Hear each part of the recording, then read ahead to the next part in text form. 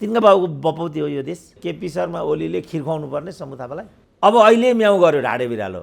वीरेन्द्रको वंश पनि ज्ञानेन्द्रले नै गरेको हो। चोलेन्द्र शमशेर राजीनामा दिँदैन नि, दिनु हुँदैन। शम्भु थापा जस्तो टाइगर, केपी ओली जस्तो पराधीनको रक्षानमा गएर याचना गर्नु भनेको त मृत्यु होइन। म हो भने त बरु मर्ने थिएँ, तर म त्यहाँ जान्दिनँ। केपीओलीलाई त्यस्तो बनाएको त शम्भु थापाले नै होइन। प्रधान न्यायाधीशसँग मैले भनिदिएको थिएँ, खबरदार तपाईँ हल्लिनु होला। यो कुरा केपीओलीले सुन्दैनन्, सुन्नु हुँदैन। यो मैले भनिदिएको, सुन्नु हुँदैन। कम्युनिस्टहरूले त्यही भने नि, प्रतिनिधि सभा भनेको चाहिँ बोकाको रास खनी राखेर भैँसाको मासु बेच्ने हो भन्थे नि। हरेक दलमा चाहिँ बबन्डर, पद, जोड घटाउ, लेनदेन। रामचन्द्रलाई चिन्दैनौँ र हामी? अरूलाई मौका दिनु पर्दैन? पुरानो पिँढी विनष्ट भएपछि मात्रै नयाँ पिँढी ल्याउनु पर्ने, त्यही हो कुरा। उसको स्पिरिट हेर्ने हो, उसको जोस जाँगर हेर्ने, उसको सोच हेर्ने, उसको मिसन भिजन हेर्ने। देउपाको पनि मुख्य दुश्मनी कोइरालाहरूसँगै हो। कोइराला परिवारलाई जानी दुश्मन ठान्छ। शेरबहादुरले तिमीलाई म राष्ट्रपति बनाइदिउँला भनेको छ। ए बाबा कतिचोटि दिनु त रामचन्द्रलाई? 17 चोटि त प्रधानमन्त्रीमा लडे, सभामुख भए, गृहमन्त्री भए। तनहु त उनको बाबुको वीरतै भइहाल्यो। राजतन्त्र कहिले बोकेको छ र कमल थापाले? राजतन्त्रको मुद्दा दुरुपयोग गरेको दण्ड राप्रपाले गरेको न हो कमल थापामाथि। कहिले बोकेका छन् त राजतन्त्र उनले? राजेन्द्र लिङ्गदेनलाई त मारेर फालिदिएको रहेछ माओवादीले। झापामा घरमा आगो लगाइदिएको रहेछ। कमल थापाले त कफन होइन, घिउ ओढेर चाहिँ के अरे सिरक ओढेर घिउ खाएको देखिन्छ। राज संस्थावादी भनेको नेपालमा बिपी कोइराला र उनको विरासत मात्रै हो। मूलभूत कुरा चाहिँ के भने राप्रपामा स्वस्थ तरिकाले पुस्तान्तरण भयो। कमल थापालाई स्वीकार्य भएन, किनभने त्यो उनको वीरता हो। होइन, अर्को पार्टी खोल्छन् उनले, सिम्पल छ नि। परमादेशबाट होइन, जनतामै गएर केपी ओलीलाई दण्डित गर्नुपर्छ र सदाका लागि केपी ओलीको कहर चाहिँ अन्त्य गर्नुपर्छ। मलाई नै केपी ओलीको प्रवक्ता भनिदिए लालबुझकडहरूले, म एक्लैले के गर्न सक्छु र? आकाश थाम्न सक्छु मैले? डाक्टर साहब स्वागत छ। ल हस्, धन्यवाद। डाक्टर साहब, यो एउटा मानवीय संवेदनाको एउटा विषयबाट सुरुवात गरौँ। 41 वर्ष बिना कसुर जेलमा थुनिएका दुर्गा प्रसाद तिमसिनाको क्षतिपूर्ति 5 लाख कसरी हेर्न सकिन्छ डाक्टर साहब? के हो यो? अब यस्तै 17-18 वर्ष भन्यो कि त्योभन्दा बढी भन्यो, अमेरिकामा नै एउटा यस्तो घटना भयो। यस्तै घटना हो। त्यति वर्ष जेल बसेपछि निर्दोष सिद्ध भयो। अनि उसलाई चाहिँ विश्वभरिका मान्छेले चाहिँ स्रोत सङ्कलन गरेर 8-10 करोडको सङ्कलन भइसक्यो भन्ने कुरा मैले सुनेको थिएँ। अब हाम्रो यो बेल्टमा चाहिँ अब निर्दोषलाई क्षतिपूर्ति दिने अब सरकारी नियम ऐनहरू के छन्? जस्तो यो तुइनको जुन हाम्रो प्रकरण भयो, कञ्चनपुरमा पनि गोविन्द गौतमलाई एसएसबीले गोली हानेरै मारेको छ। अब हाम्रो राज्य चाहिँ क्षतिपूर्ति माग्नेसम्म पनि हिम्मत गर्दैन। ट्विनको जुन प्रकरण भएको थियो दार्चुलामा, त्यही प्रकरण चाहिँ इटालीमा पनि इन्डियन सायद तिनीहरू मछुवार थिए क्यार, तिनीहरूमाथि भएको रहेछ। 9 करोडको क्षतिपूर्ति पाएका थिए उनीहरूले त्यहाँ। जब राष्ट्र कमजोर हुन्छ, राज्य चाहिँ नालायक हुन्छ, त्यसपछि दुईटा कुरा त्यसले गर्न सक्दैन म भन्छु नि। एउटा कुरा नागरिकको जीवधनको रक्षा गर्न सक्दैन, अर्को कुरा देशको सिमानाको रक्षा गर्न सक्दैन। आज ठ्याक्कै त्यही नै कुरा भइरहेछ हाम्रो देशका नागरिकहरूका सन्दर्भमा र हाम्रो देशको सिमानाका सन्दर्भमा। अब सुस्ताको कुरा, कालापानीको कुरा, मेचीदेखि महाकालीसम्म अरू क्षेत्रको कुरा त आएकै थियो। अब त हुम्लाको कुरा पनि आउन थाल्यो। त सरकार कमजोर भएपछि यस्तै कुरा हुने हो। हाम्रो सरकार एकदमै अकर्मण्य, आफ्नो कुरा उपयुक्त ठाउँमा राख्न पनि नसक्ने, राखे पनि क्ल्यारिटी अफ माइन्ड नहुने, किन राइट मेन राइट प्लेस छैन यहाँ। तर डाक्टर साहब, जस्तो 7-8 वर्ष अगाडि जापानमा एकजना गोविन्द मैनाली 15 वर्ष जति थुनिए। त्यति बेला जापान सरकारले उनलाई 2 करोड चाहिँ क्षतिपूर्ति बापत भनेर दिएको थियो। एक किसिमको उनीहरूले एपोलोजाइज जस्तो माफी मागे जस्तो पनि गरेको थिए। यो भारतको प्रसङ्गमा चाहिँ 41 वर्षसम्म थुनिँदाखेरि, अनि अब अघि हामीले जयसिंह भन्यौँ, अब यही डाक्टर साहबले जुन प्रसङ्ग भन्नुभयो, यो देशअनुसार फरक हुन्छ कि सम्बन्धित देशले अर्को देशको नागरिकलाई गर्ने व्यवहार अनुसार फरक हुन्छ कि के हो यसमा चाहिँ?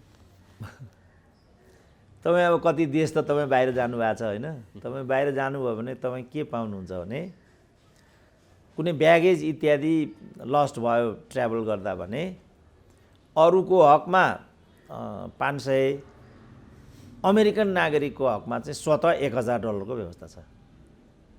किनभने अमेरिकनहरूको हैसियत अर्कै छ, अमेरिकन डलरको हैसियत अर्कै छ, अमेरिकी सेनाको हैसियत अर्कै छ।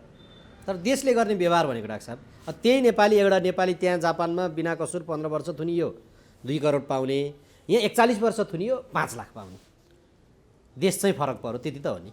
होइन, त्यो त अब जापानको कसले उठाइदियो त कुरा? त्यो त जापानी नागरिक समाजले उठाएको कुरा हो नि त बाबु। त्यो 2 करोड भन्ने पनि लाग्दैन मलाई, 10 करोड भन्ने लाग्छ यिनले पाएको, मैनालीले। सिङ्गो जापान त्यहाँ उठ्यो, नागरिक समाज उठ्यो। अब न्यायालय पनि हाम्रो यहाँको जस्तो अहिले जुन न्यायालयको प्रकरण हामी देखिरहेछौँ नि, न त्यस्ता लयर हुन् न त्यस्तो न्यायालय हो त्यहाँको। म आफै छु नि त, हामीले चाहिँ यो गोर्खा भूतपूर्वको बारेमा मुद्दा उठायौँ, देशभित्र हामी लड्यौँ, पार लागेन। अनि त्यो विषयलाई हामीले ब्रिटिस कोर्टमा लग्यौँ, पार लाग्यो। जस्तो आम श्रोताहरूको जानकारीको लागि, जस्तो सेकेन्ड वर्ल्ड वारमा चाहिँ हाम्रा गोर्खाहरू चाहिँ युद्धबन्दीको रूपमा जापानले क्याप्चर गर्यो, क्षतिपूर्ति दिएको रहन्छ। सेवा सुविधामा त्यस्तै किसिमको विभेद छ। त किनभने हाम्रो सरकार चाहिँ एकदम नालायक छ, अकर्मण्य छ, कमजोर छ। अनि उसले चाहिँ सेवा सुविधा भएन, तलब सुविधा भएन, त्यो पनि भन्न नसक्दा रहेछन् हाम्रा। किनभने एकदमै नालायक र कमजोर हुन्छन् नि हाम्रा राज्यहरू। अब मन्त्रीहरू, कूटनीतिकहरू आफ्नो विषयवस्तु चाहिँ उठान गर्न सक्दैनन्, त्यसपछि क्षतिपूर्ति पाउँदैनन्। अब अहिले चाहिँ जे भइरहेछ त्यहाँ नेपाली नागरिकमाथि त्यहाँ जे कुरा भयो, कुन चाहिँ नेपालीले त्यो प्रश्न उठाएको तपाईँले सुन्नुभएको छ? मलाई भन्नु त, सुन्नुभएको छ? एकजनाले उठाए त प्रश्न? यस्तो प्रसङ्गमा राज्य बोल्न पर्ने हो कि होइन डाक्टर साहब? भनिगएँ त, राज्य जस्तो हुनु पर्यो नि त। जस्तो त्यसलाई चाहिँ अन्तर्राष्ट्रिय फोरममा लान सक्नु पर्यो, युएनमा लान सक्नु पर्यो। जुन नाकाबन्दी बेला चाहिँ यी प्रकाशमान सिंह भन्ने युएनको बैठकमा गएका थिए, त्यति बेर भारतले चाहिँ नेपाल विरुद्ध नाकाबन्दी लगाइराखेको थियो। बान की मुनले त्यहाँ सोधे के छ, how things are going there भनेर सोधे। अनि सोद्धाखेरि यसले no excellency we are alright, no problem we are facing भन्ने खालको चाहिँ भनिदिए प्रकाशमान सिंहले। अब युएनले जबरजस्ती नेपालमा समस्या छ भनिदिनु त। त्यो कारणले हाम्रा नागरिकहरूको हकित सुरक्षित हुँदैन। त्यसको लागि राज्य बलियो हुनु पर्यो। बलियो राज्यले मात्रै यो कुरा गर्न सक्छ। बलियो न्यायालय हुनु पर्यो। जस्तो जापानको अदालतको हामीले कुरा गऱ्यौँ नि, त्यो न्यायालय बलियो छ, त्यसपछि नागरिकहरूले चाहिँ परिणाम पाएका छन्। अब यो एउटा मानवीय संवेदनाको विषय पनि भएको भएर हामीले सुरुमा उठायौँ डाक्टर साहब। अब यद्यपि अब जयसिंह धामी प्रकरणमा नेपाल सरकारले नै हतार क्षतिपूर्ति दिएको छ, अर्का एकजना सीमामै गोली खानेको त कुरो पनि रहेन त्यहाँ त। अब यद्यपि अब यसमा हामी छोडिदिउँ डाक्टर साहब, हामी काङ्ग्रेसको महाधिवेशनमा केन्द्रित हौँ। अहिले चर्चाको विषय यही छ। नेतृत्व छान्नको लागि संस्थापन स्तरमा पनि समस्या छ, पदाधिकारी छान्नलाई संस्थापनमै समस्या छ। यो सकस किन देखिन्छ डाक्टर साहब काङ्ग्रेसमा? होइन, काङ्ग्रेसमा मात्रै होइन नि त, राप्रपाको हामीले भर्खरै देख्यौँ, एमालेको देख्यौँ, मधेसवादीहरू। यो त के भने यिनीहरूले गरेको समाजको लागि होइन नि त, यो सब गरेको पदको लागि यो सब गरेको। अब अहिले चाहिँ पद हत्याउने, पद पाउने कि नपाउने ठाउँमा चाहिँ काङ्ग्रेस छ, त्यसको लागि यो जद्दोजहद भइराखेको छ। यो प्रसङ्गमा रामचन्द्र पौडेलले चाहिँ जस्तो यो के अरे पार्टी नै छाडिदिन्छु, सन्यास लिइदिन्छु यदि मलाई चाहिँ योचोटि उठाएनौ भने भन्ने खालको कुरा गरेका छन्। यो उनको घुर्की हो कि एक किसिमको पार्टी बनाउने योजना हो कि रोदन के हो डाक्टर साहब? होइन, शेरबहादुरसँग सेटिङ छ नि उनको। तिमी लडाइँ लड त्यहाँ, अनि त्यो लडाइँमा जितिहाल्यो भने जितिहाल्यो, हारिहाल्यो भने तिमीले राष्ट्रपति बनाइदिउँला भनेको छ। शेरबहादुरको रिमोटमा रामचन्द्र उफ्रेका हुन् त्यहाँ।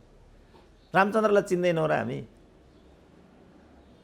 कहीँ रामचन्द्रको विजय छैन। अझै पनि राजनीतिमा भनेको के हो त्यो? अरूलाई मौका दिनु पर्दैन? पुरानो पिँढी विनष्ट भएपछि मात्रै नयाँ पिँढी ल्याउनु पर्ने, त्यही हो कुरा। राप्रपाको अघि हामीले कुरा गऱ्यौँ नि, प्रतिस्पर्धाबाट पनि उनीहरू चाहिँ हार्न तयार छैनन्। कोही इन्डियालाई दोषारोपण गर्छन्, कोही दरबारलाई दोषारोपण गर्छन्, कोही कसैलाई दोषारोपण गर्छन्। किनभने यिनीहरूको भाग्य भविष्य भनेकै त्यही पद हो। पद छ, संसार छ, पद छैन, आफू पनि छैन। त्यसपछिको यो लडाइँ हो त्यो। अब त्यसो भए शेरबहादुर देउवाको निर्देशन अथवा उनको इसारामा रामचन्द्र पौडेलले अहिले कोइराला र सिंहखेमा जो चाहिँ विरासत धानेका भन्छन् उनीहरूलाई लडाउनका लागि आफूले त्यहाँ भूमिका खेलेका हुन् पौडेलले? होइन, उनको सेटिङ छ शेरबहादुरसँग। तिमी लडे किनभने कोइरालाको पनि मुख्य दुश्मनी के अरे देउपाको पनि मुख्य दुश्मनी कोइरालाहरूसँगै हो। कोइराला परिवारलाई जानी दुश्मन ठान्छन् त्यहाँ कोइराला इतरका जति पनि राजनीतिक कर्मीहरू छन् काङ्ग्रेसका। त्यसपछि उनीहरूको बिचमा अघोषित कार्यगत एकता छ र शेरबहादुरले तिमीलाई म राष्ट्रपति बनाइदिउँला भनेको छ। त्यही उधारो राष्ट्रपतिको लागि ए बाबा कतिचोटि दिनु त रामचन्द्रलाई? 17 चोटि त प्रधानमन्त्रीमा लडे, सभामुख भए, गृहमन्त्री भए, उप प्रधानमन्त्री पनि भए जस्तो लागिरहेछ मलाई। पार्टीको अध्यक्षमा लडे, हारे। तनहु त उनको बाबुको वीरतै भइहाल्यो, हारे। अनि अझै पनि मै भन्नुको के मतलब हो? कति गर्दा यिनीहरू अगाउँछन्? कहिले अगाउँदैनन् यिनीहरू? कति चाहियो यिनीहरूलाई? यो मामिलामा त बरु राष्ट्रिय प्रजातन्त्र पार्टीमा चाहिँ पुराना संस्थापक नेताहरूले ठुलै त्याग गरे है डाक्टर साहब? होइन, अब त्यो उनीहरूको बाध्यात्मक अवस्था हो, के हो? अब त्यो गहिरेर हेर्नुपर्ने हुन्छ। मूलभूत कुरा चाहिँ के भने राप्रपामा स्वस्थ तरिकाले पुस्तान्तरण भयो। मूलभूत कुरा चाहिँ यही हो। तर कमल थापालाई स्वीकार्य भएन, किनभने त्यो उनको वीरता हो। उनका लागि राखिएको कुर्सी पनि खाली रहेछ, बैठकमा पनि गएनछन्। यसको अर्थ उनको गन्तव्य के होला डाक्टर साहब कमल थापाको? होइन, अर्को पार्टी खोल्छन् उनले, सिम्पल छ नि। अब त्यसो भए उनले राजतन्त्र नबोक्ने गरेर खोल्छन्, किनभने राजाकै कारणले हार्नु पर्यो भनेर दोषारोपण। राजतन्त्र कहिले बोकेको छ र कमल थापाले? राजतन्त्रको मुद्दा दुरुपयोग गरेको दण्ड राप्रपाले गरेको न हो कमल थापामाथि। कहिले बोकेका छन् त राजतन्त्र उनले? 63 सालदेखि कफन बाँधेर हिँडेको थिएँ भनेर त उनले आफैले दाबी गरेका छन्। होइन, हो त भनेको नि, किनभने धर्मनिरपेक्षता त्यही अवधिमा भयो, गणतान्त्रिक संविधान त्यही अवधिमा आयो, 2-2वटा संविधान सभाको चुनाव त्यही अवधिमा भयो। मिल्यो त कुरा? अनि कम्युनिस्ट नेता र पार्टीको चाहिँ उच्च योगदान भनेर प्रशंसा गरिरहेछन्। अनि काहीँ पनि मिल्दैन कुरा। बरु राजेन्द्र लिङ्गदेनलाई त मारेर फालिदिएको रहेछ माओवादीले, झापामा घरमा आगो लगाइदिएको रहेछ। बरु कफन उनले बाँधेको देखिन्छ। कमल थापाले त कफन होइन, घिउ ओढेर चाहिँ के अरे सिरक ओढेर घिउ खाएको देखिन्छ। अब अहिले म्याउ गर्यो ढाडे बिरालो, किनभने सम्पूर्ण रूपमा राजतन्त्रमाथि चाहिँ उनी खोइरो खन्न थाले। वीरेन्द्रको वंश पनि ज्ञानेन्द्रले नै गरेको हो। राजनीति महत्सव दरबारले हाम्रोमा त गर्यो, अरूकोमा गर्दैन भन्ने केही पनि ग्यारेन्टी छैन। यावत बरबराउन थाले। त्यस कारण कहिले राज संस्थाको तरफदारी गरेका छन् त कमल थापाले? त्यो फोस्रो तरफदारी जसले पनि गर्छ नि। सूर्यबहादुर नै, अब सूर्यबहादुरको लाइन हो कमल थापाको। त्यस कारण कोही पञ्च भनेको कोही पनि राजावादी होइन। राज संस्थावादी भनेको नेपालमा बिपी कोइराला र उनको विरासत मात्रै हो। बिपी कोइराला, प्रकाश कोइराला, मनिषा कोइराला र कृष्णप्रसाद भट्टराई, जसलाई सबैभन्दा बढी कमल थापाहरू जस्तै हुल्लडबाजहरूलाई उठाएर प्रहार गर्न लगाइयो, कुट्न लगाइयो। पिट्न लगाइयो, थुनछेक गरियो। त्यसपछि राजा एक्लै परे र नेपालमा गणतन्त्र आयो। अनि कमल थापाले ल्याएको पठाएको कुरा हो र यो। राजेन्द्र लिङ्गदेनको जितसँगै त्यहाँ अरू जो राज संस्था पुनस्थापनाका माग राख्ने र हिन्दू धर्मका माग राख्ने अरू ससाना टुक्रामा रहेका चाहिँ समूहहरू त्यसमा एकीकृत हुने भन्ने कुराहरू आएको छ। त्यो हेर्नु भएको छ राख्छ? कुन चाहिँ भन्नुभयो? त्यसमा चाहिँ जस्तो केशरबहादुर विष्टको समूह, बालकृष्ण नेउपानेको नेपालको लागि नेपाली पार्टी, यिनीहरू चाहिँ एकीकृत हुने भन्ने आएको छ। होइन, दलहरू एकीकृत गठित पुनर्गठित भएको प्रक्रियालाई म नराम्रो भन्दिनँ। उनीहरू हुन्, मेरो शुभकामना छ। तर त्यस्तो किसिमको एकता परिणामदायी हुनुपर्छ। जसरी ओली र प्रचण्ड एकता भए कस्तो घिनलाग्दो नाटक थियो त त्यो। एउटा चाहिँ अब पदका लागि, यस्तो देशको पदको के गरिमा छ, के औचित्य चाहिँ नेपालमा मन्त्री प्रधानमन्त्रीको, त्यो हुनको लागि उनीहरूले कथित पार्टी एकताको नाटक गरे। तर त्यो नै उनीहरूको लागि चाहिँ आत्मघाती घटना हुन पुग्यो। यो हो भने बरु उनीहरू अलग अलग नै बसुन्, समूहगत कार्यगत एकता गरून्, बरु मुद्दागत विचार विमर्श गरून्। फुट्ने गरियो भने मेरो सुझाव के छ भने कुनै किसिमको पार्टी एकता नहोस्। जस्तो मधेसवादीको कुरा त्यो छ। मधेसवादी पनि त उपेन्द्र यादव र महन्त ठाकुरहरू मिले होइन, के भयो त? यसकारण यो खालको एकता चाहिँ म कुनै अर्थ देख्दिनँ। किनभने तन मात्रै मिल्नुलाई पार्टी एकता भनिँदैन। पार्टी एकता हुनको लागि मन पनि मिल्नुपर्छ। तन मन मिलेर विचार सिद्धान्तको आधारमा दलहरूको बिचमा एकता पुनर्एकता हुन्छ भने त्यो स्वागत योग्य कुरा हो। अन्यथा नाटक नगरेकै राम्रो हुन्छ। आफ्नो ठाउँमा बसेर किनभने जनतालाई धेरै निराश बनाउँछ क्या यसले। जस्तो एमाले माओवादी चाहिँ एकता हो, ठुलो आशा थियो नि।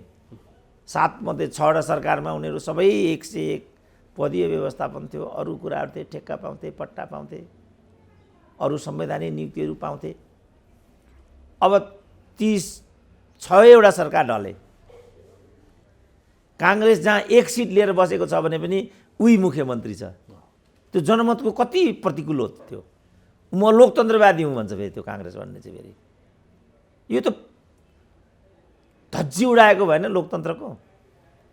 त्यसकारण मैले भने परमादेशबाट होइन, जनतामै गएर केपी ओलीलाई दण्डित गर्नुपर्छ र सदाका लागि केपी ओलीको कहर चाहिँ अन्त्य गर्नुपर्छ। मलाई नै केपी ओलीको प्रवक्ता भनिदिए लालबुजा कडहरूले।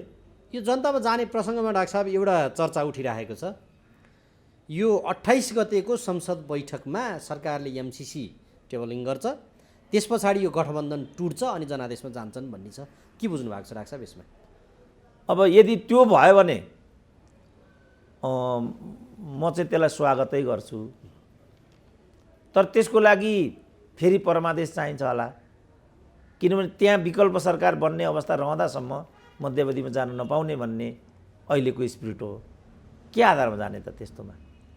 कतिपयले केपी शर्मा ओली र शेरबहादुर देउवा बीच त्यति बेला कम्तीमा पनि चुनावी सरकार बनाउनको लागि तालमेल मिल्यो भने अन्यथा नमान्नु भन्ने खालको तर्क गरिरहेछन् नि।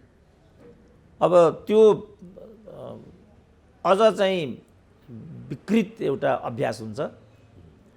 त्यति बेला मैले शेरबहादुरलाई भनेको थिएँ, तिमी यो सरकार गठन विगठनतिर नलाग, हामी नै तिम्रो पक्षमा उभिन्छौँ र तिम्रो 2/3 हुन्छ।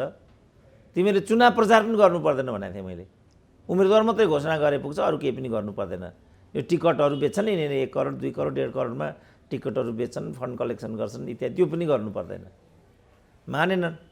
अब अहिले फेरि म केपी ओलीलाई के भन्छु भने तिमी यो गोरखतन्त्रमा नलाग। म त जनताभन्दा ठुलो केही पनि मान्दिनँ। जनादेशभन्दा अर्को कोही पनि आदेश हुँदैन।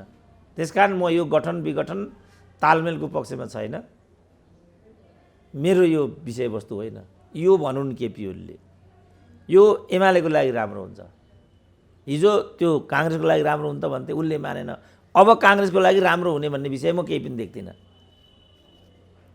एमालेको लागि त अहिलेको लागि राम्रो हुने विषय त यो गठबन्धनलाई जसरी हुन्छ भत्काइदिनु, टुटाइदिनु नै हो। त्यो प्रयोजनको लागि यही संसद बैठकले केही निर्णय लिन सक्छ भन्ने कुरा आएको छ डाक्टर साहब। होइन, भत्काइदिनु होइन, आफै भत्किन्छ कि भत्किँदैन भन्ने कुरा हो। जस्तो केपी ओलीको सरकार कसैले भत्काएको हो र? आफै भत्केको हो नि, लडालड गरे भत्क्यो। यो गठबन्धनमा पनि त्यही भयो भने एमालेलाई राम्रो हुन्छ। भत्काउनतिर लाग्यो भने फेरि एमाले गरी खान दिएन भन्छन्। जसरी नेकपा टुट्यो त्यसमा कसैलाई दोषारोपण गर्न पाएनन्, खालि माओवादी के अरे माधव नेपालको कारणले नै टुटेको हो त्यो। माधव नेपाल आफ्नो ठाउँमा टसमस नभएका भए त आजको दिन आउने नै थिएन। त यो शब्द जनताले हेरिरहेछ नि त। प्रचण्डले भनिरहेका छन् नि त यो गठबन्धन भत्काउनलाई सबैतिरबाट षड्यन्त्र भइरहेको छ भन्नुको अर्थ यो कतै त्यसमा तादात्म्य छ कि भन्ने होइन। त्यो हाम्रो विषय होला, तर त्यो हाम्रो विषय होइन। हाम्रो विषय के हो भने प्रचण्डहरू जो सरकारमा छन्, माधव नेपालले जो पार्टीमाथि घात गरेका छन्, यो आफैमा अक्षम्य छ र अपराधजन्य घटना हो। यो बापत उनीहरू दण्डित हुनुपर्छ, यो मात्रै हाम्रो विषय हो। अब यो गठबन्धन के हुन्छ के हुँदैन त्यो चाहिँ हाम्रो विषय होइन। अब उनीहरूको कुकर्णबाट त्यो चाहिँ टुट्यो भने पनि मलाई अनौठो हुँदैन, रह्यो भने पनि मलाई त्यो ठुलो कुरा लाग्दैन। किनभने 100 अब चित्रबहादुर केसीहरू के गर्छन् त? अब उनीहरू त कडा एमसिसी विरोधी हुन्, गठबन्धनमा आफै छन्। उनीहरूको विचारमा प्रमुख दुश्मन केपी ओली हो। यो एजेन्डाबाट उनीहरू त्यहाँ आइराखेका छन्। अब के विश्लेषणको आधारमा उनीहरू गन्तव्य बदल्छन् त? अहिले शेरबहादुर देउवालाई चाहिँ जसरी हुन्छ पार्टीमा स्थापित हुनपर्ने छ। त्यो प्रयोजनको लागि उनले अघि डाक्टर साहबले भन्नुभयो जस्तै रामचन्द्र पौडेललाई राष्ट्रपतिको पदको अफर गरिसके। अब अन्यहरूलाई पनि यस्तै हिसाबले कसरी खेल्न सकिन्छ त्यहाँ खेलिरहेका हुन्छन् भन्ने कुराहरू आएको छ। त्यसैमा उनलाई चाहिँ एउटा के लागेको छ अरे भने प्रचण्डको भर छैन, कुनै पनि बेलामा समस्यामा परिन्छ, बरु चुनावमा जाउँ, त्यसका लागि यो स्थानीय चुनाव पनि होइन संसदको चुनाव चाहिँ पहिला गरिहालौँ अनि आफू स्थिति पनि बलियो हुन्छ भन्ने कुराहरू आएको छ नि डाक्टर साहब। ल ठिक छ त, कुन धारामा कुन आधारमा गर्ने त? भनेपछि त्यो अदालतमा जान्छ विषय।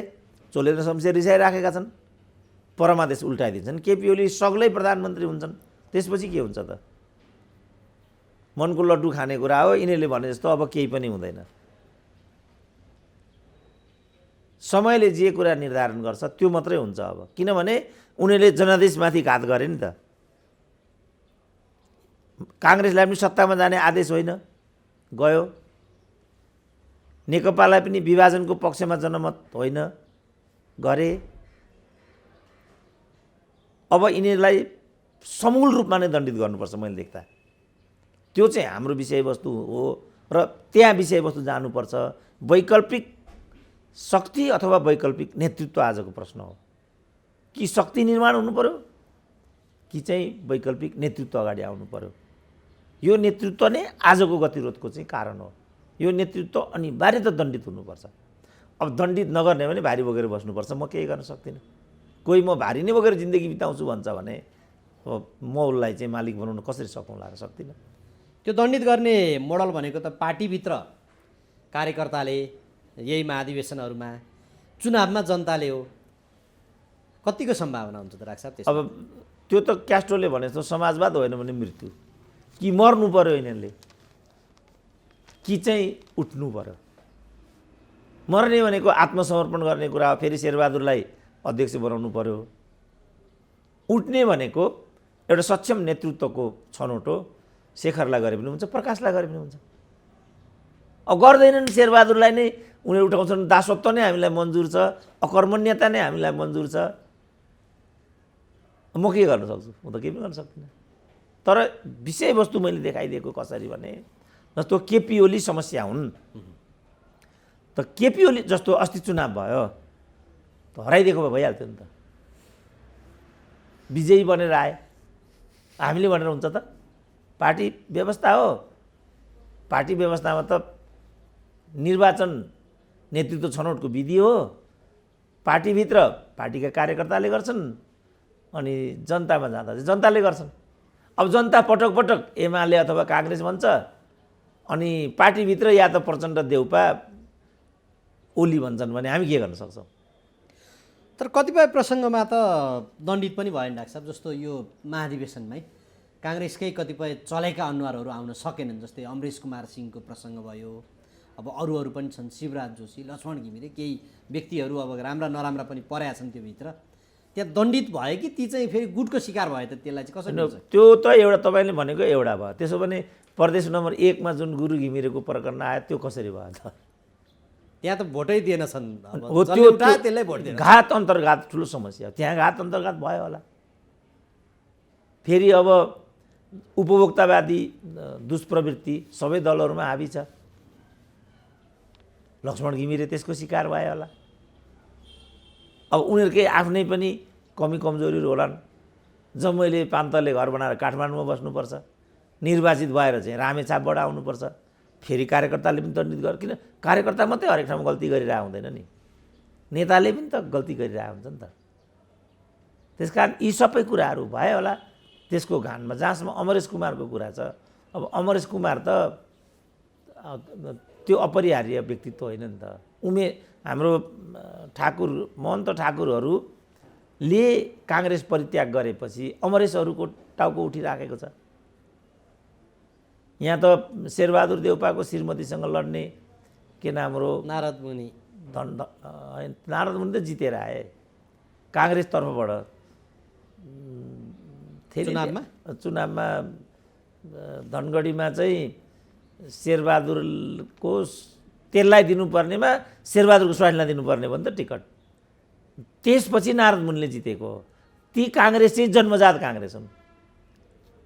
अब त्यस्तोलाई किनारा लगाएर यस्तो प्रवृत्तिलाई प्रवर्धन गर्ने एउटा पद्धति छ पार्टीभित्र। त्यस्तो बेलामा हाम्रो भनाइ के हुन्छ भने पार्टीभित्रका निष्ठावान र इमान्दार कार्यकर्ताहरूले स्वयंलाई अगाडि ल्याउनु पर्यो र मूल्य मान्यताको आधारमा, कसैको स्वास्नी भएको आधारमा, कसैले पैसा भएको आधारमा। अनि उमेश श्रेष्ठको काङ्ग्रेसमा के योगदान हो त? यस्तै प्रवृत्ति रहिरहेको कारणले हो अथवा के कारणले हो गगन थापाले चाहिँ अब काङ्ग्रेस सकिन्छ, 9 लाख कार्यकर्ताको भविष्यसँगै अब चाहिँ नि सकिने दिशातर्फ गयो भन्ने खालको कुरा गरेका छन्। त्यो उनले स्टन्ट मारेका हुन् अथवा यो साँच्चैको उनको तर्क जायज हो? तर्क जायज हो, तर कारण चाहिँ किन भनेर खोज्नुपर्छ। किनभने उनी पनि अत्यन्त महत्त्वाकाङ्क्षी हुन् होइन। अब मूल्यको लागि उनको लडाइँ छैन, पद प्रतिष्ठा उनको पनि केन्द्रीय विषय छ। त्यसको एउटा रोदन त्यहाँ आइराखेको रूपमा बुझ्नुपर्ने स्थिति छ, परिवेश त्यस्तो छ। यो पटकको काङ्ग्रेसको महाधिवेशनका प्रतिनिधिहरू चाहिँ 60% चाहिँ युवा पुस्ताबाट चाहिँ छानिए भन्ने छ। त्यहाँभित्र गुटले पनि काम गर्यो, तर त्यो गुटभित्र पनि त्यस्तोहरू आए भन्ने छ। त्यो हिसाबले यो महाधिवेशन नयाँ ऊर्जा, नयाँ खालको नीति, नयाँ खालको एउटा सोचमा रूपान्तरण हुन सक्ने अवस्था छ कि छैन डाक्टर साहब? कसरी हुन्छ त? नेता अब उनीहरूले चाहिँ विचारमा, सिद्धान्तमा प्रदीप गिरीले लेखेकै छन् त। काङ्ग्रेसको महासमितिको परिकल्पना चाहिँ पार्टीको लागि वैचारिक ऊर्जा दिने मन्थनको रूपमा चाहिँ प्राक्कल्पना त्यो आधारमा गरिएको रहेछ। तर गिरिजाबाबुकै पालामा जुन बेला पछिल्लो पटक नेपालगञ्जमा चाहिँ महासमिति बैठक भयो, त्यसपछि त्यहाँ विचार विमर्श हुने पद्धति नै हरायो। भनेपछि काङ्ग्रेस त एउटा प्राविधिक पार्टी मात्रै हो र ती पुराना खोके नेताहरू ती खोकी मात्रै रहन्छन्, उनीहरूलाई नेता हुन पाए पुगिहाल्छ। एक अक्षर पढ्दैनन् तिनीहरू। शेरबहादुर देउपा एउटा पनि आर्टिकल पढ्छन् भन्ने कुरा म पत्याउँदिनँ। उनको चिन्तन मनन लेखन भन्ने त केही छँदै छैन। अघिका नेताहरू हेरौँ, यी पनि बिपीका हेरौँ, भारतमा गयो भने नेहरू हेरौँ, रुसमा गयो भने लेनिन हेरौँ, चीनमा गयो भने माओ हेरौँ, उनीहरूका कृतिहरू, उनीहरूको ऐतिहासिक योगदान हेरौँ त डिस्कभरी अफ इन्डिया हेरौँ, ग्लिम्स अफ ओल्ड हिस्ट्री हेरौँ, इभन नेहरूज लेटर हेरौँ, नेहरूले जेलमा बस्दा छोरीले लेखेको चिठीहरूको सङ्ग्रह जुन चाहिँ मैले 10 क्लासमा पढाएको थिएँ। अब शेरबहादुरको तपाईँले पढ्नु भएको छ कुनै आर्टिकल आजसम्म भने त्यो कुन हो मलाई भन्दै हुन्छ। अनि खोइ विचार विमर्श छ त काङ्ग्रेसभित्र? मलाई सभापति जिताउनुहोस्, म अझै राम्रो गर्छु बस त्यति छ कुरा। कसरी अझै राम्रो गर्ने त? यहाँ उद्योग बन्द भन्दा अर्थको भएको छैन, विश्वविद्यालयमा अराजकता भन्दा अर्को भएन, कूटनीतिमा हस्तक्षेप भन्दा अर्को भएन, न्यायालय तहस नहस भयो, अझै राम्रो भने के हो? त्यो त अझै नराम्रो गर्छु भन्ने कुरा चाहिँ दृष्टान्तले देखाउँछ। अब तपाईँ अझै नराम्रो गर्नेलाई नै नेता बनाउनुहुन्छ भने म के गर्न सक्छु? अब दरबार देखे। त्यसकारण नेपालको राजनीति चाहिँ बिगारिसके यिनीहरूले। कुनै पनि दलमा चाहिँ विषयगत विमर्श हुँदैन। हरेक दलमा चाहिँ बवन्डर, पद, जोडघटाउ, लेनदेन यो मात्रै हुन्छ। त्यसकारण काङ्ग्रेसले चाहिँ जस्तो युवाकै कुरा आयो, यो त उमेरको कुरा नै होइन नि त, यो पुस्तान्तरणको कुरा नै होइन, यो सोचान्तरणको कुरा हो। जस्तो राप्रपाले पुस्तान्तरण र सोचान्तरण एकैचोटि गरेका छ। उसले के कुरामा सोचान्तरणमा एउटा डिमार्केसन लाइन बनाएको छ भने राप्रपाका जे मुद्दाहरू हुन् त्यो चाहिँ राष्ट्र होला, राष्ट्रियता होला, सङ्घीयता होला, राजतन्त्र होला। उसका मूलभूत एजेन्डाहरू यी थिए। कमल थापाले यिनैलाई व्यापार गरेर उनले भने म कफन बाँधेर हिँडिरहेको छु, यो 10 वर्ष चाहिँ सत्ताको खेल खेले होइन। भ्रष्ट, आफ्नो भ्रष्ट कुख्यात करोडौँको आरोप लागेको भ्रष्ट भाइलाई समेत सांसद संविधान सभामा पुर्याए। आफू दोहोऱ्याइ तेह्रयाइ मन्त्री भए, करोडौँको सम्पत्ति जोडे। त्यही हो कफन भने। त यो तरिकाबाट बरु राप्रपाले यसको विरुद्धमा उसले के गर्यो, एकैचोटि अब जस्तो अहिले आयो नि त राजाको हस्तक्षेपको बारेमा, दरबारको हस्तक्षेपको बारेमा चाहिँ छलफल गरिनुपर्छ भन्नेको जवाबमा आउटराइट राजेन्द्र लिङ्गदेनले छलफल त के सुन्दा पनि सुन्दैन यो कुरा भनेको छ। छानबिन त के छलफल पनि हुँदैन भनेको छ। यिनीहरूले त छानबिन हुनुपर्छ भनेको थियो। उनले चाहिँ छानबिन त के छलफल पनि हुँदैन भन्थे। आउटराइट नो, हामी पुरानो यी 4वटा एजेन्डा हुन्, हामी फर्क्यौँ भने त सोचमा अन्तर त आयो नि त। अब तपाईँलाई त्यो प्रोग्रेसिभ लाग्छ, रिग्रेसिभ लाग्छ, त्यो तपाईँ हाम्रो विषय भयो। तर राप्रपाको विचारमा त त्यो त प्रोग्रेसिभ हो नि, किनभने पार्टीले आफ्ना मुद्दाहरू छोडिसकेको थियो र पार्टीले आफ्ना मुद्दाहरू छोड्न पाउँदैन। वास्तवमा कमल थापाले त्यसलाई विचलन गरेर नै राजनीति हत्याएको भन्ने कुरा त क्लियर छ। राप्रपाले नो भनिदियो, यो सोचान्तरण हो। अब पुस्तान्तरण त हुँदै हो, किनभने त्यहाँ 5 पुस्ता छ राजेन्द्र लिङ्गदेनभन्दा माथि। राजेन्द्र लिङ्गदेन त्यहाँ पुगे। अब यो चोटि पो कमल थापाकै टिमका मान्छेहरू त्यहाँ निर्वाचित भएको हुनाले दाइनो देब्रे भयो होला। अर्कोचोटि त यसको असर त्यहाँ किन राजेन्द्रै भइसकेपछि त अब राजेन्द्रभन्दा तलको पुस्ताले भोलि कम्पिट गर्छ भने त पुस्तान्तरण त भयो नि त। कदाचित राजेन्द्रले पनि कमल थापाको कथा दोहोऱ्यायो भने उनी पनि सिद्धिन्छन्। अनि डेमोक्रेटिक एउटा अभ्यास त्यहाँ सुरु भयो नि त, जुन भारतमा बिजेपीले गर्यो। भारतमा पनि त पुरानो पिँढीका नेता एलके आडवाणी त छँदैछ नि त, त्यहाँ कसरी मोदी आइपुगे त? अब फेरि मान्छेले एलके आडवाणी त भनेकै छैन। एलके आडवाणीको राष्ट्रपति हुने भन्ने हिसाब थियो, नरेन्द्र मोदीले त्यो पनि मानेनन्। यसरी पुस्तान्तरण हुन्छ। अब सोचान्तरणको कुरा बिजेपीले चाहिँ आफ्नो जुन परम्परागत सोच हो त्यसमा उसले अन्तर नपारेको हुनाले अन्तर ल्याइरहनु आवश्यक थिएन। यो कुरा हो कि अटल बिहारी अलिकति लिबरल खालका नेता थिए, एलके आडवाणी अलिकति ट्रेडिसनल टाइपका नेता भएका हुनाले भारतीय समाजको लागि अनुदारभन्दा उदार मना सोच्ने ठिक छ भन्ने हिसाबले अटल बिहारीले नेतृत्व गर्दासम्म उनी नै त्यहाँका नेता भए, तर एलके आडवाणीको सम्भावना त्यहाँ देखा परेन। यसरी नेतृत्वको चाहिँ विरासत, नेतृत्व व्यवस्थापन, सोचान्तरण, पुस्तान्तरण यो विधिबाट गरिन्छ। अब त्यो विधिमा त नेपालको कुनै पनि राजनीतिक दल गइरहेको छैन। मधेसवादीको कुरामा जन्मजात नेतै भएर जन्मियो ऊ नेतै छ, मन्त्री नै भएर जन्मियो ऊ मन्त्री नै छ। बरु अब अमरेश एउटा नयाँबाट आउन लागिरहेको थियो, तलै हराइदिए। अनि खोइ त पुस्तान्तरण। अमरेशको पराजय, गुरुको पराजयलाई आधार मान्ने हो भने खोइ त नेपाली काङ्ग्रेस पुस्तान्तरणको पक्षमा छ त? शेरबहादुर मात्रै भन्छ त ऊ, दाहिने देब्रे त हेर्दैन। यो चाहिँ पुस्तान्तरण हो नि त, यो चाहिँ सोचान्तरण हो। यहाँ नेपालको राजनीति केन्द्रित छैन। उनीहरूलाई के छ भने एउटा लाचार र अकर्मण्य व्यक्तिलाई नेता बनाउने, अनि तल छट्टु र चाटुकारहरूले मोजमस्ती गर्ने र कम्युनिजम र डेमोक्रेसीलाई एउटा ब्रान्डको रूपमा अगाडि यहाँ शुद्ध घी मिल्ता, गाय का घी मिल्ता है भन्ने, भित्र बोसो बेच्ने। कम्युनिस्टहरूले त्यही भने नि प्रतिनिधि सभा भनेको चाहिँ बोकाको रास खनी राखेर भैँसाको मासु बेच्ने हो भन्थे नि।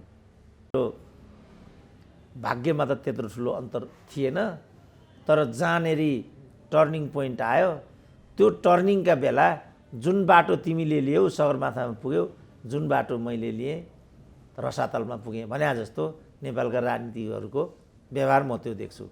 अब यसलाई ठिक ठाउँमा ल्याउनु नै अहिलेको सन्दर्भमा सोचान्तरण हो। पुस्तान्तरण पनि यही हो, खालि उमेरको अदला बदली। अब यङ छ बुढाको तर्क जस्तो सोच्छ, बुढो छ युवाको जस्तो सोच्छ भने हामीले चाहिँ त्यो बुढो उमेर भयो भनेर हेर्ने होइन, उसको स्पिरिट हेर्ने हो, उसको जोस जाँगर हेर्ने, उसको सोच हेर्ने, उसको मिसन भिजन हेर्ने। त्यही हो नि त अहिलेको पुस्तान्तरण भनेको त। अहिलेको पुस्तान्तरण उमेर मात्रै हो। त्यसो त गिरिजाभन्दा त शेरबहादुर यङ थिए नि त, इभन सुशील कोइराला भन्दा पनि यङ थिए। तर सुशील कोइरालाहरूसँग एउटा चरित्र थियो। यो कम्युनिस्ट पार्टीभित्र पनि बरु पुरानो नीतिमा नेतृत्वमा जस्तो मनमोहनलाई पनि दुनियाँले दुत्कारेन नि, बुढा थिए त। अनि यो बुढाले बर्बाद गर्यो भन्नुपर्ने त भनेन नि त कसैले पनि।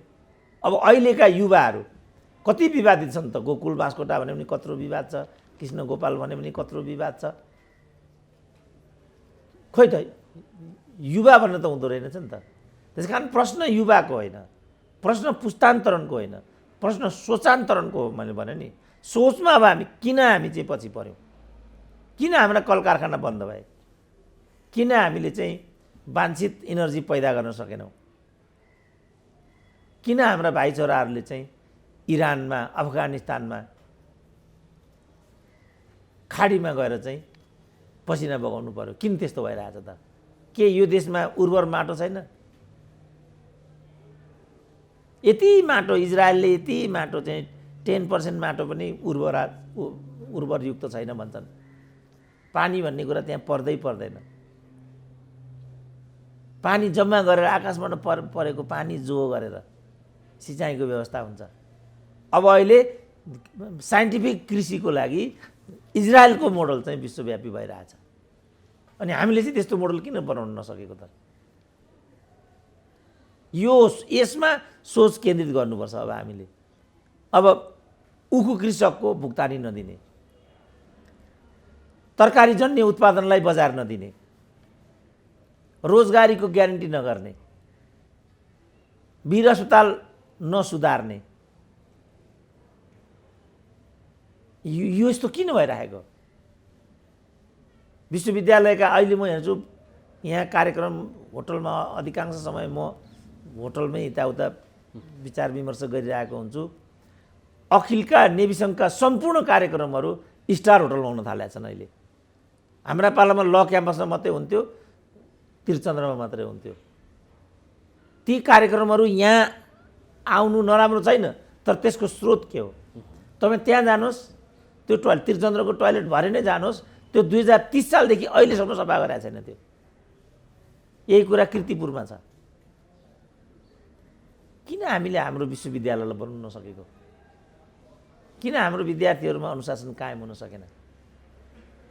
किन चाहिँ टिचिङ हस्पिटलको स्तर हेर्दै खस्केर गयो? सोचान्तरण भनेको चाहिँ यसलाई हेर्ने दृष्टिकोणमा हामीले बदलाव ल्याउनु पर्यो। युवाहरूले चाहिँ त्यो खालको सोचै लिँदैनन् कि के एउटा छ? जस्तो माओवादीको प्रसङ्गमा अखिल क्रान्तिकारीको अध्यक्ष नेतृत्वले टुङ्गाइदिन पर्ने, उनीहरूको यो प्रेस सेन्टर, यो भातृ सङ्गठनहरूको चाहिँ नेतृत्व सबै मूल पार्टीको नेतृत्वले टुङ्गाइदिन पर्ने, अनि त्यहाँभित्र आँटै नगर्ने। अब प्रचण्ड त 3 दशक बढी भइसक्यो त्यहाँभित्र कार्यकारीमा आफै बसिरहेका छन् भन्ने कुराहरू आएको छ। हो पनि युवाहरूले आर्ट गर्न नसकेको कि कम्युनिस्ट पार्टीभित्र चाहिँ यस्तै एउटा छ? होइन, कम्युनिस्ट पार्टीको मात्रै होइन नि त, काङ्ग्रेस पार्टीको कस्तो छ त? काङ्ग्रेस नेविसङ्घको सम्मेलन कति भयो भन्नु त? खै राप्रपाको पनि विद्यार्थी सङ्गठनको अधिवेशन भयो भनेर मैले सुनेको छैन। योभन्दा पहिलाको नेविसङ्घको अध्यक्ष 48 वर्षको बुढो थियो। हिमाल शर्मा भन्ने अखिल क्रान्तिकारीको अखिलको अध्यक्ष हुँदाखेरि उनको नाति भइसकेको थियो। छोरो MBBS पढ्थ्यो बेजिङमा, अनि युवा नेता चाइनामा, अनि उनी युवा नेता। अनि कसरी? त्यस कारणले यो मैले भने नि यो उमेरको कुरा नै होइन, यो पुस्तान्तरणको कुरै होइन। यो उमेरको कुरा गर्ने भने त पुरानो पिँढीभन्दा अहिलेको पिँढी अझ भ्रष्ट छ। भ्रष्ट हुने बित्तिकै उसको चाहिँ आत्मसम्मान, उसको आत्मविश्वास एकदमै शिथिल हुन्छ। त्यसकारण ऊ बोल्नै सक्दैन। बोल्यो कि पोल्यो हुन्छ। जस्तो भनौँ न, अखिलभित्र पनि त लेखनाथ नेउपाने छन् नि त। खोइ त लेखनाथ नेउपानेको नाम काहीँ पनि आउँदैन त। किन आउँदैन त लेखनाथ नेउपानेको नाम? स्वाभिमान देखायो भने त त्यो हालत हुन्छ। गुटबन्दीले पनि त्यो काम गरिराखेको होला। दोहोऱ्याई तेह्रियाई पम्पा भुषालहरू मात्रै जनार्दन मन्त्री हुन्छन् त। अनि मन्त्री हुनु पऱ्यो नि त यिनीहरूलाई। वर्षमान पुन मात्रै अहिले बिरामी भएर पो त, नत्र यिनीहरू हुन्थे र या वर्षमान नै हुन्थे। त्यसकारण किन वर्षमान हुन्थे भने प्रचण्ड 40 वर्षदेखि त्यहाँ छन्। किन प्रचण्ड 40 वर्षदेखि छन् भने त्यहाँ वर्षमानहरू छन्। त्यसकारण उनीहरूको बिचमा चाहिँ घिउ बेचो र तरवार बेचो जस्तो युवालाई माथिबाट टिको लगाइदिने, टिके युवाहरूले माथिको बुढोलाई धानिरहने। त्यसपछि त्यहाँ परिवर्तन छैन। सिम्पल छ नि। केपी ओलीले पनि आधी अखिलको अध्यक्ष तँ भनेपछि तँ हुन्छ, अर्को भनेपछि अर्कै हुन्छ। यो कारणले यस चिज भइराखेको छ। त्यसो भए यो सोच नबदलिएसम्म हुँदैन। आजको प्रश्न पुस्तान्तरण हुँदै होइन। प्रचण्डले क्रान्तिकारी डकुमेन्ट लेख्दैछन् नि, त्यस पछाडि केही हुन्छ त डाक्टर साहब कि हुँदैन? त्यो पनि होइन। प्रश्न क्रान्तिकारी डकुमेन्ट छ कि छैन भन्ने होइन नि त।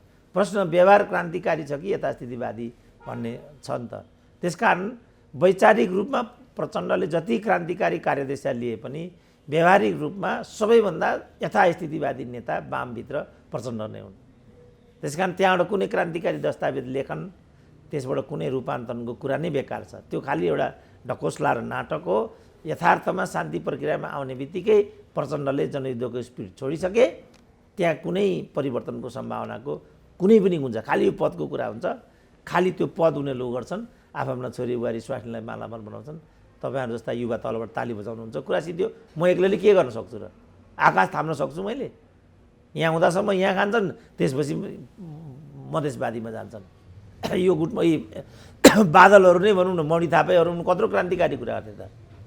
अहिले मणि थापा भन्छन् जनयुद्धको विरासत प्रचण्डमा छैन, केपी ओलीमा छ। कहाँ छ त जनयुद्धको विरासत? कसले लडेको जनयुद्ध? केपी ओलीले? के उपाय छ? यो सोचान्तरणको समस्या कि पुस्तान्तरणको समस्या हो? त्यसकारण यो नबुझ्दासम्म केही कुरा नि बुझिँदैन। डाक्टर साहब, अन्तिममा पनि जाँदै गयौँ। अब राष्ट्रिय राजनीतिको अर्को एउटा यो प्रसङ्ग झन्डै 2 महिना पुग्न आँट्यो, यो बारको आन्दोलन। घर घरमा नेताहरूको ढोका चढ्दै जाँदा केपी शर्मा ओलीलाई हिजो जसरी धुक्कार्दै थिए, त्यहाँ केपी शर्मा ओलीले उनीहरूलाई लोप खुवाएर पठाइदिएछन्। यसलाई कसरी हेर्न सकिन्छ लाग्छ? के खुवाउनु पर्ने त? केपी शर्मा ओलीले खिर खुवाउनु पर्ने शम्भु थापालाई? उनलाई फोहोर खुवाएर बालुवाटारबाट बालकोटको बारदलीमा हुइक्याइदिए। अनि लुरुक्क उनीहरू फेरि त्यही बालकोटमा गएर चाहिँ क्षमा याचना गर्छन् भने के खिर खुवाउनु पर्ने? एक कप चिया पनि नखुवाइकन पटाङ्गिनीमा, घोडा राख्ने पटाङ्गिनीमा राखेर फिर्ता पठायो भनेर सुनेको छु मैले। र हिजो मेरो एउटा कार्यक्रममा भेट भएको थियो प्रधान न्यायाधीशसँग। मैले भनिदिएको थिएँ, खबरदार तपाईँ हल्लिनु होला, तपाईँ हल्लिनु भयो भने हाम्रो नुर गिर्छ फेरि। त अविचलित भएर त्यहाँ उभिने, जसलाई पायो त्यसलाई चाहिँ यिनीहरू जो प्रहार गर्ने जुन यिनीहरूको शैली छ, यसको विरुद्धमा हामी उभिनुपर्छ। हिजो यिनीहरूले विश्वविद्यालयका भिसीहरूमाथि टिन ठटाइ कालो मसो लगाइकन लखेटे। प्रहरीका आइजीहरूलाई दुत्कारे। संवैधानिकका लोकमान सिंह कार्कीलाई कालोमा, तिनका बाबुको बपौती हो यो देश। विधिको शासनमा यस्तै हुन्छ। गल्ती गऱ्यो भने त कानुन बमोजिम पो कारबाही गर्नुपर्छ त। त्यसकारण बारले लिएको कार्यदिशा गलत छ। चोलेन्द्र शमशेर राजीनामा दिँदैनन्, दिनु हुँदैन। र यो कुरा केपी ओलीले सुन्दैनन्, सुन्नु हुँदैन। यो मैले भनिदिएको, सुन्नु हुँदैन। अझै पनि यिनीहरू आन्दोलन किन छोड्दैनन्? राजनीतिक दलहरूको सबै नेताहरूको दैलो चारिसके, उनीहरूलाई चाहिँ भनिदिइसके। अब महाभियोगको सम्भावना पनि त्यो देखिँदैन। गुण चाहिँ तिर्दिन्छौँ भन्छन्, त्यो पनि टुङ्गो छैन। अब यतापट्टि जनताबाट पनि त्यस्तो समर्थन आएको छैन। अनि जनताका मुद्दाहरू चाहिँ हेर्दैनौँ, हेरिरहेका न्यायाधीशहरूलाई पनि त्यहाँ इजलासमा गएर यो खबरदार यो बन्द गर्नु, के गरेर खोजे डाक्टर साहब? यो होइन, अराजकताले यही हुन्छ नि त बाबु। अराजकता जब हुन्छ, जस्तो के हुन्छ भने अयोग्यताले अनास्था जन्माउँछ, अनास्थाले अराजकता जन्माउँछ। अराजकता नै आतङ्कमा रूपान्तर। आतङ्कको सिर्जना त यस्तो हुन्छ नि त, एकैचोटि आतङ्क पैदा भएको हुँदैन नि त।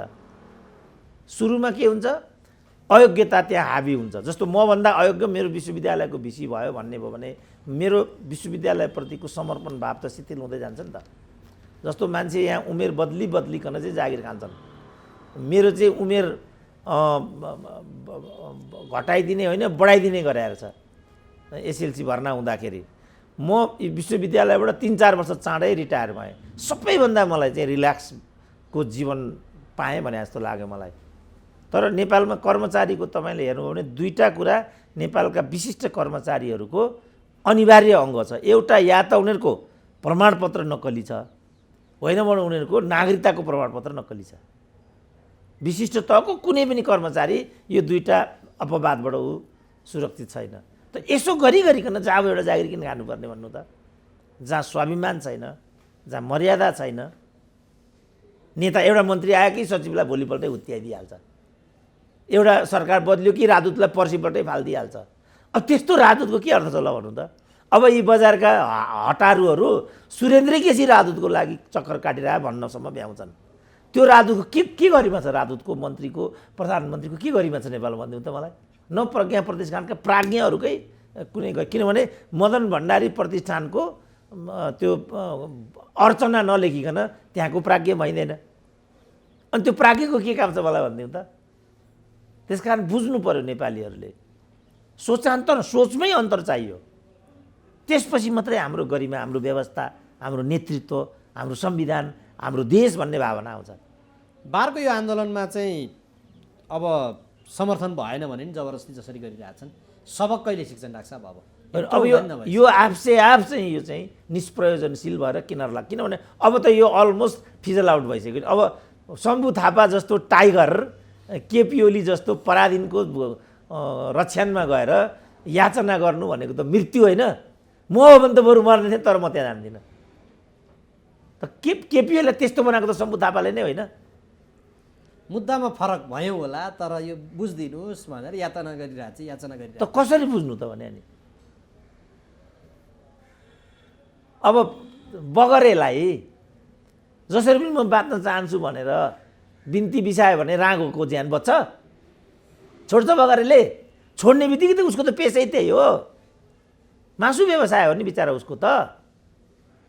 र हाम्रो जुन धार्मिक परम्परा छ त्यहाँ चाहिँ जातिगत सोपान छ र त्यस आधारको व्यवसाय तोकिदिएको छ। टेलर कति राम्रो हुन्छ, कपडा नकाट्ने हो भने म अनुसन्धान गराउँछु, कति राम्रो लेखेर ल्याएको हुन्छ विद्यार्थीले, यो छाँट भनिदिन्छु, राम्रो लाग्यो भनेर हुन्छ। मैले पिएचडीको थेसिस लेख्दाखेरि पहिलो च्याप्टर लगेर सरलाई बुझाएँ, 72 पेजको थियो पहिलो च्याप्टर।